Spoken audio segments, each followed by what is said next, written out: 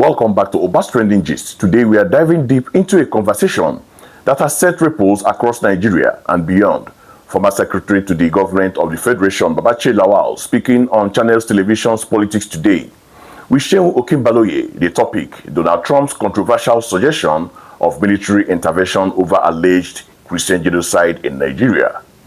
Lawal's take on this is not just insightful, it's explosive, as he questions the very narrative surrounding these killings and even exposes a surprising past lobbying effort. You are about to hear him lay bare some uncomfortable truths about insecurity in Nigeria, particularly the Fulani herdsmen crisis. Get ready, because this is a conversation you don't want to miss. So sit back and take a watch. Do you have a personal experience? And the reason why I brought the conversation and I started the conversation about where you are from, the number of your tribe and your religion in Adamawa State, for example, that is a predominant northern state, and the kind of narrative that has gone on. That's why I asked you that specific question. And the fundamental issue is whether or not these are just criminal elements who attack possibly vulnerable spots in Nigeria that are occupied by Christians accidentally. Is it possible? Well, it will be amazing to find out why majority of those criminals killing Christians and of course Muslims have inclination because they are Muslims. It's up to you to find out why is it that the Fulani herdsmen or the Fulani, who you prefer to call some more generous names like bandits, who are doing all these killings. Is it not amazing that they are from one single tribe and religion? Is it not amazing? Is it not amazing that they have sufficient armaments at their disposal? They kill and maim and loot and burn? Is it not amazing that somebody, it doesn't occur to you, Seun, that somebody somewhere must be funding them?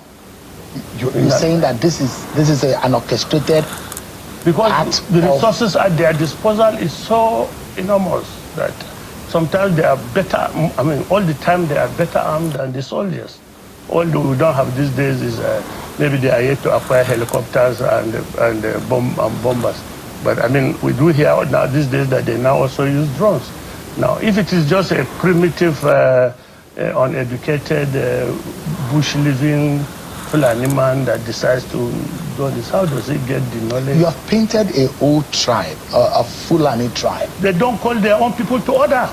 If one of you goes bad and you don't call him to order, you don't check him, if my son goes out to custody him and I don't call him to order, if they say my whole family is involved, you are right.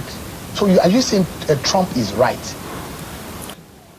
Trump might be right, might not be right, but don't forget, Seun, there was a delegation that first went to United States to tell I think Obama then, that Christians were being slaughtered in Nigeria. It included this man.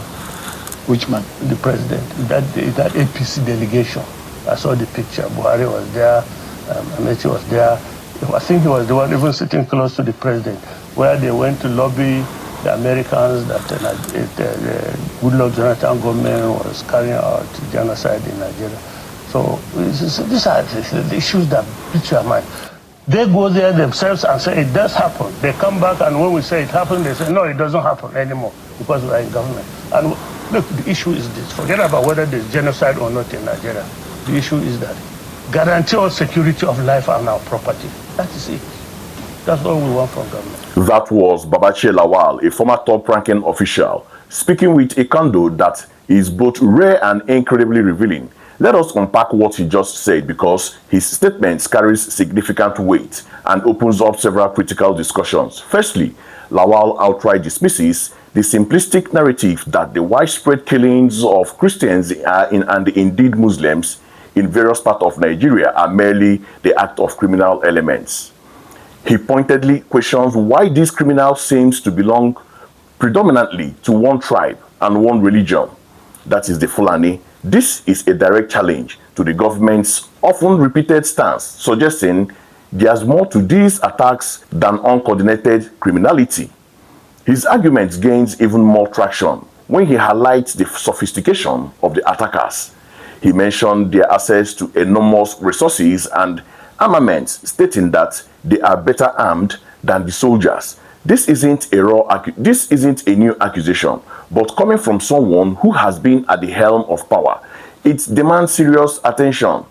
If these are just primitive, uneducated, bush-living Fulani herdsmen, as he sarcastically puts it, how do they acquire such advanced weaponry, including drones? As he noted, this leads to the logical conclusion, which Lawal himself implicitly raises: somebody, somewhere must be funding them.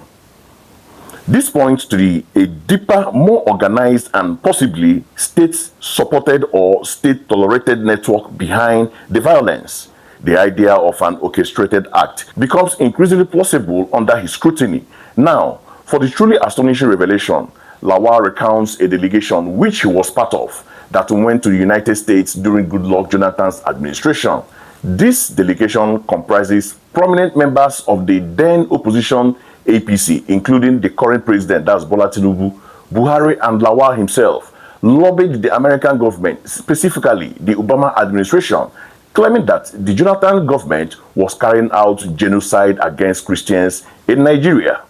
So, this is a monumental admission of political hypocrisy. They, as an opposition party, used the very narrative of Christian genocide to garner international attention and pressure against a sitting government.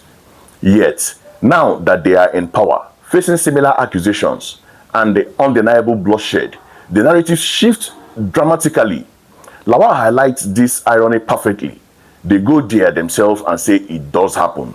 They come back, and when we say it happens, they say no, it doesn't happen anymore because we are in government.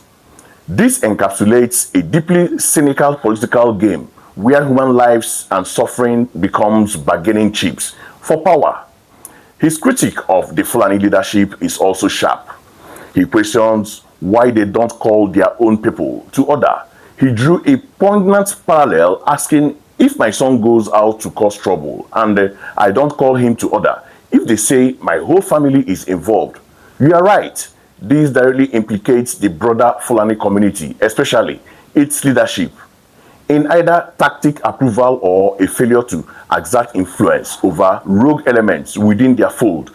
This is a highly sensitive point in Nigeria's ethnically and religiously diverse landscape, but one that many feels needs to be addressed for true accountability.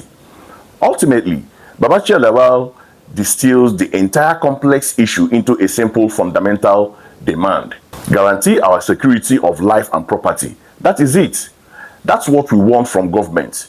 He cuts through the political semantics of whether it is a genocide or not, stating that the primary responsibility of any government is to protect its citizen.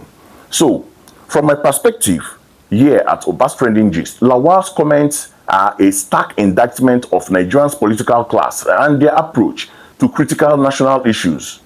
His candidness about APC's past actions reveals a troubling double standard that erodes public trust. It highlights how political narratives can be weaponized during opposition, only to be conveniently discarded or minimized when in power. This is just about party politics. It is about the consistent failure to address deep-seated issues that continue to cost innocent lives and destabilize the nation. What Nigeria needs is less political maneuvering and more genuine commitment to governance, justice, and the security of all its citizens, irrespective of their tribe or religion. The continuous failure to do so only exacerbates tensions and fuels suspicion, making national healing and progress an elusive dream.